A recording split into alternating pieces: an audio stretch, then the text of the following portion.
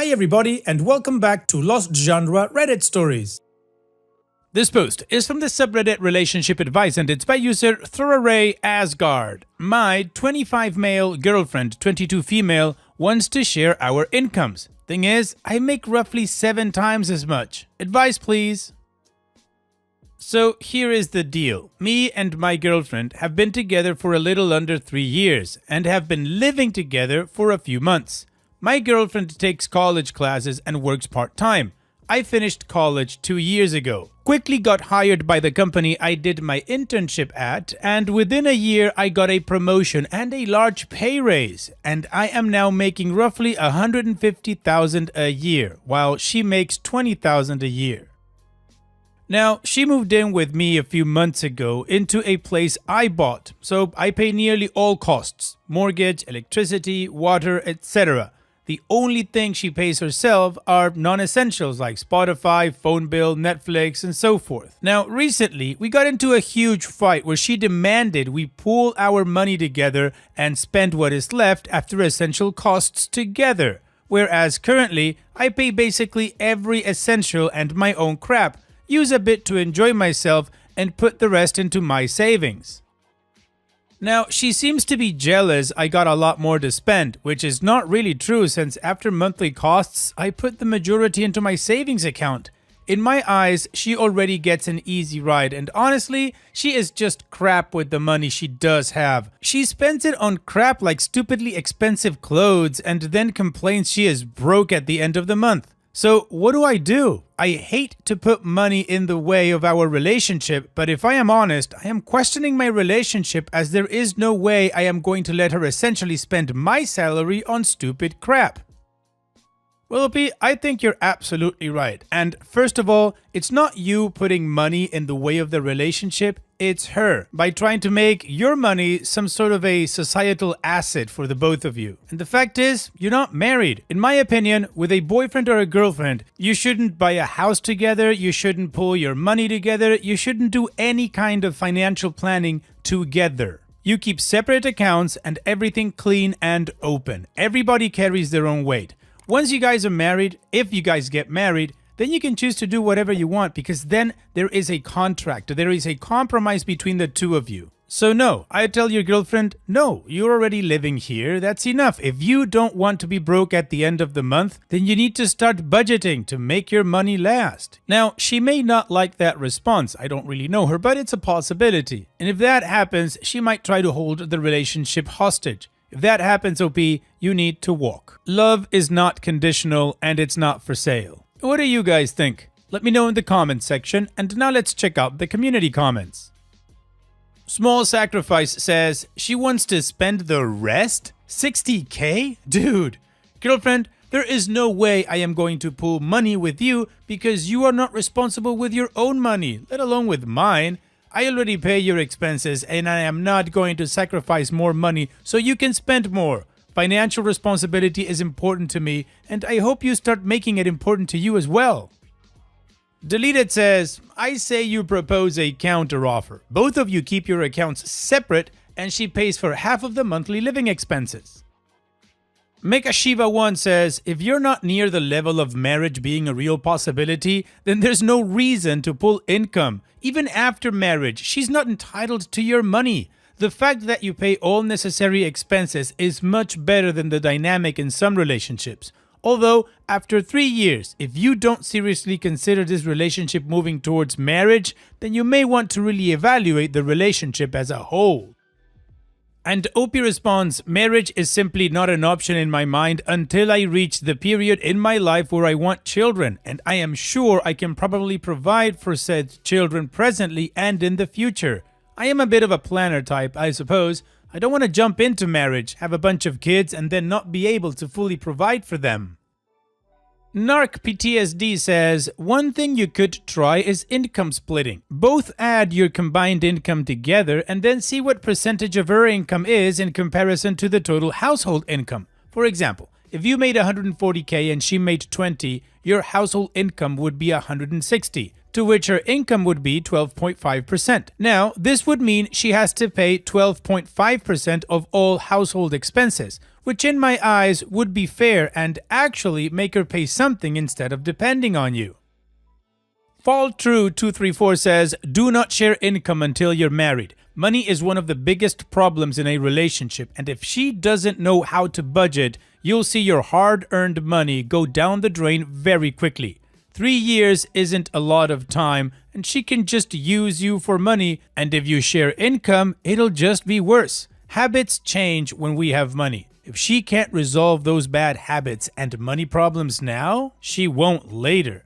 Have her take a finance course and see her be more responsible with her own money before thinking about sharing income.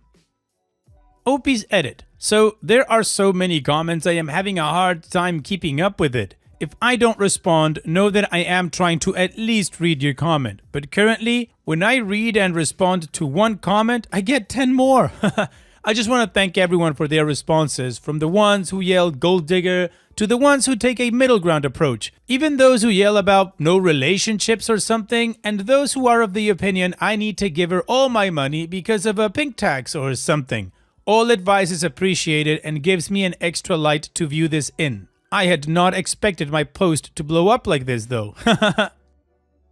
Alright, well apparently the community is of varied opinions, but the most voted comments say do not pool the money at all. So now let's move on to the update to see how this story ends. So I figured since my post sort of blew up 3 weeks ago and people requested me to make an update to tell them what I ended up doing, well, here goes. Well, in the shortest way possible, I ended up breaking up with her. I realized in part, thanks to some good advice I had gotten there, was more that was bothering me other than the financial part. Thing is, when thinking to myself in the next few days, I felt myself combing over every little detail of our relationship and quickly realized I was putting in way more than what I got back. No, I am not saying I am some perfect saint, but I do think I deserve someone who appreciates what I already do. Especially when what I already do so vastly outweighs what she did in our relationship. Also, a big one was the apparent maturity gap between the two of us, which I looked over with my rose-tinted in-love glasses. Whereas I have changed as a person from who I was when we started dating, she is still pretty much the same identical person, and without trying to badmouth her, that is a person you can be without any issues when you are between 15 and 20. Not when you are in a committed relationship, thinking about having kids at some point, managing your own finances, and planning your future. And that brings me to the largest issue there, planning. I am a planner. I look out for the future. I am not opposed to wasting some money to do fun stuff while I am young, but I don't want to risk end up broke and unhappy when I am older because I refused to get serious in my youth. And this is where our personal views seemed to clash to an extent where the good no longer outweighs the bad. She constantly lives in the moment, spends what she can spend, and is sort of used to an easy ride where the biggest things she ever had to worry about are her grades. For me, I have faced financial issues since I was young, so I know the value of money, and I know that planning can spare you a lot of hurt. I am not saying either of our views are superior or better. I am saying when you are supposed to be a partnership, but you wildly differ on the most basic foundations of that partnership, there is not much hope. As a result, I realized I did not see myself getting more committed to her, which means you sort of hit a roadblock in your relationship. I mean, I am not a fan of marriage from the get-go, but after such a long time, if you're not even remotely considering it, there is a probably larger issue. This argument about finances brought up a whole lot of other issues for me, and honestly, I sort of started to dread what in my mind looked like me being expected to fund a lifestyle I, from the ground up, do not agree with. I realized I was losing my own self-worth by accepting this sort of stuff, and I realized the fact we had an argument about my money and her demanding to spend half of it made me feel like a glorified ATM. Now, the breakup was really messy, and her dad was a rock during the entire thing. He calmed the situation down a lot, despite him really hating what was happening, but I think he understood. I can't say I'm not gutted about all of this. After all, this is someone I was with for roughly 3 years, and getting used to not having her or her family, who I was really close to, is difficult. But in the end, after the initial dust settled, I sort of feel liberated and a lot happier than I did a few weeks ago. I wish her nothing but the best in the future, and I know it has to be without me. As for me, I sort of feel like I get to start over, hopefully find someone a lot more suited to me in the future, but I won't be actively looking for me, as honestly, being single after such a long time in a relationship feels nice. I get to focus what little free time I have on myself, which is something I had not been able to do for a long time. I get to indulge in my hobbies properly and so forth. Anyhow, I want to thank everyone for their advice, and if I was rude to anyone, I am sorry, but at that time I was in a crappy emotional position, but I am doing a lot better now. So whether you figured I was an a-hole and completely disagreed with me, or whether you think I was a good fellow and figured I was right, or somewhere on the extremes or in the middle, thanks for your advice. Well, OP, you gave it the time that you needed to figure out what you wanted to do. You saw that there was no way of moving forward, and you let go, which is the healthy thing to do for the both of you. So here's wishing you the best in the future, OP. Thanks so much for sharing and take care. And now let's move on to the next post that also has an update. This post is from the subreddit Am I the A-hole, and it's by user Jasmine Cicada. Would I be the a-hole if I refused to stop making my stepdaughter her school lunches? For a quick context, my 28 female husband, 36 male, has a daughter, Leah, 16, with his ex, Linda, 38 female. They split when Leah was about 7, and I married my husband 2 years ago. I used to work in an office, so I had to bring food to my job, but I work from home now, so I still make all the lunch boxes and stuff. I'm only calling Leah my stepdaughter for the post, but she calls me auntie. Well, Leah came home one day shaking and very pale, so I asked her what happened to her, and she told me she didn't eat anything because she hates her school food, and she doesn't eat breakfast because school starts too early. I felt so bad for her and made her something to eat, and then I asked her if she wanted me to make her a quick lunch for her to take to school, and she said yes. So I prepared a quick lunch for her, a little sandwich, some fruit, and some dip and veggies, and some chips and a juice. She loved it and came home to hug me and told me everyone was praising her lunch. I made her a lunch every day she was with us last year. School just started again, but she's currently with her mom. Linda called my husband and told him she tolerated my antics last year, but I can stop playing mom now because she doesn't like it, and Leah should just suck it up and eat what the school provides because she doesn't have time to compete with my BS. Well, Leah is coming home tomorrow, and I asked her if she wants me to stop the lunches and that I would apologize if I overstep. She asked me to please don't stop and that she loves them. She said her mom is mad because she asked her mom for some ingredient to make her own lunches in her house, and Linda refused.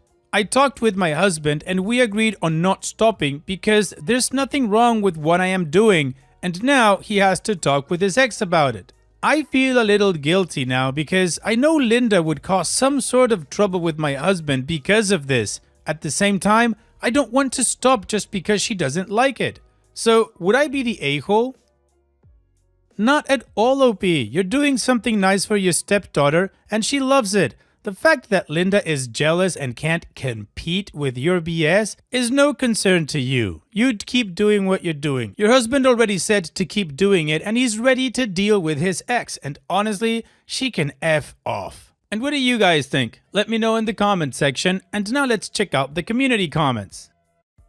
Upbeat Selection 357 says, I'm pretty sure not the a-hole. Her mother is the one that made it a competition and she's an a-hole for that. Collectively, her parents, you, and anyone else that's in a parental-like role should be cooperating to support your stepdaughter.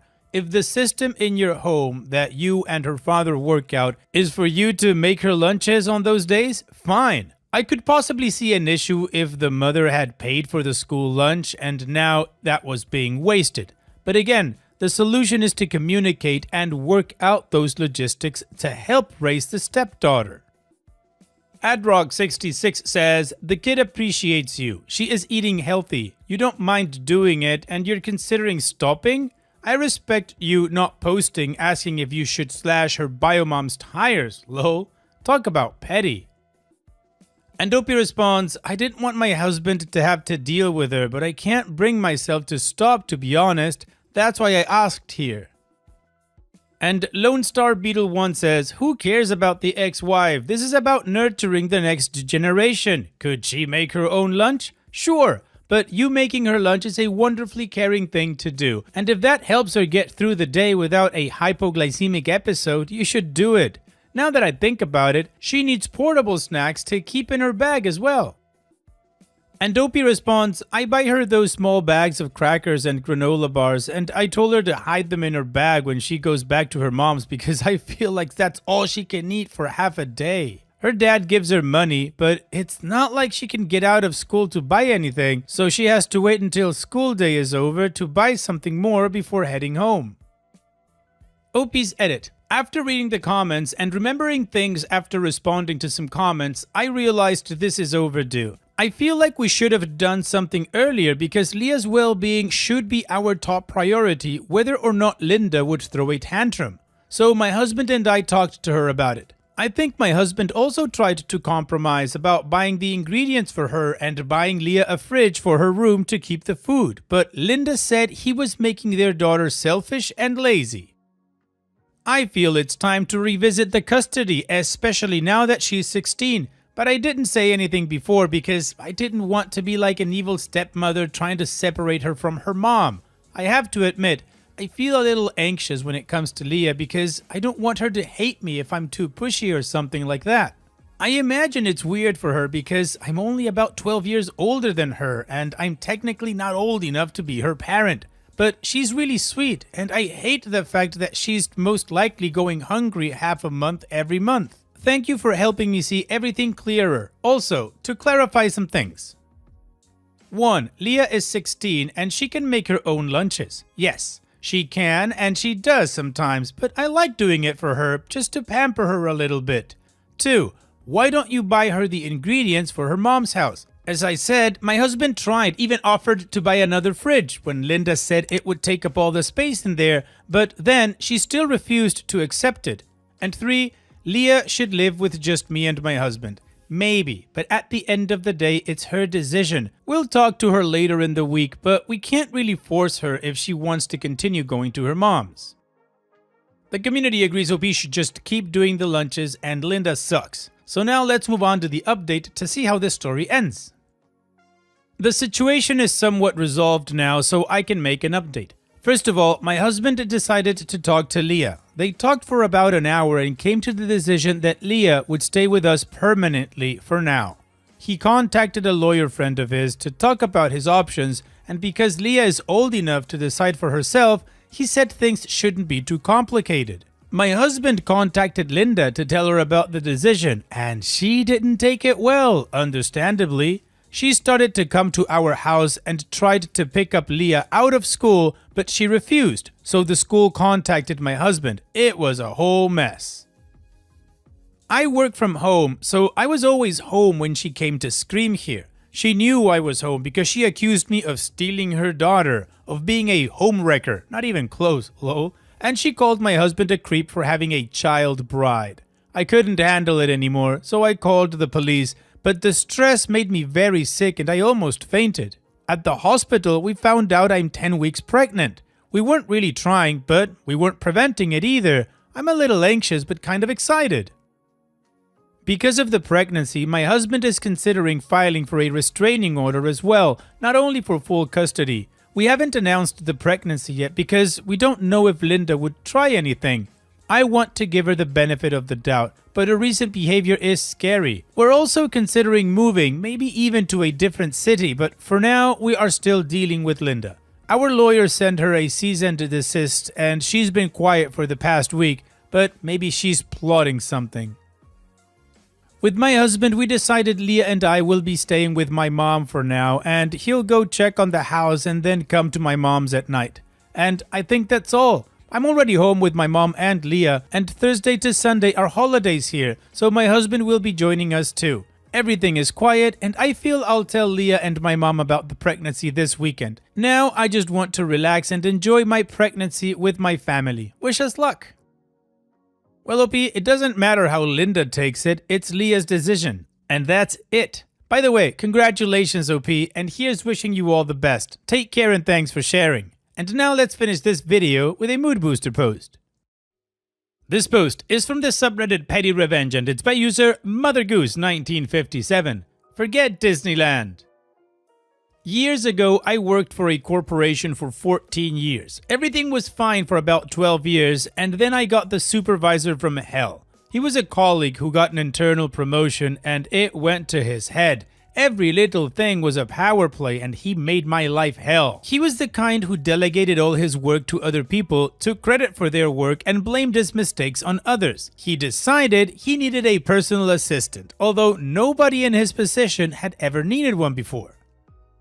The PA did all his work and soon learned to hate him with a passion. But her personal circumstances were such that she felt she could not leave the job. After 8 months of trying really hard to get along with him, I decided to resign. My first act of revenge was that I found his personal assistant a much better job, higher pay, closer to her home and no commute through city traffic. Suddenly, he had to actually do his own work. The second act of revenge was unintentional. My leaving triggered 6 other people in our department to leave, all within a short space of time. A loss that was keenly felt. Part of his job was to tender for the right to provide services for government contracts. He had booked a holiday to America and Disneyland for himself and his family for Christmas that year. We are in Australia, so it was a big trip. The company cancelled his leave because the tender was due at the end of December and he had not done the work. The company told them that they were aware that the staff shortage in our department was down to him. So he had to stay behind and do the tender, as there was no one else left who could do it. His family went off on holiday without him. To be honest, after hearing the way he spoke to his wife on the phone on numerous occasions, I'm betting she was happy to go without him. Well, OP, I'm not sure I would call it a petty revenge. I think I would just call it consequences for your actions and you doing something good for the assistant who was going through hell. And you inspired people. Awesome, OP. Thanks so much for sharing. And that's it for today's video. Thank you so much for taking the time to watch it. Now, if you've gotten to this point in the video, I assume that you like these stories that I'm reading out. So here are a couple more that you might enjoy. And if you don't have any time to watch another story right now, save it for later. And also, don't forget to hit that subscribe button.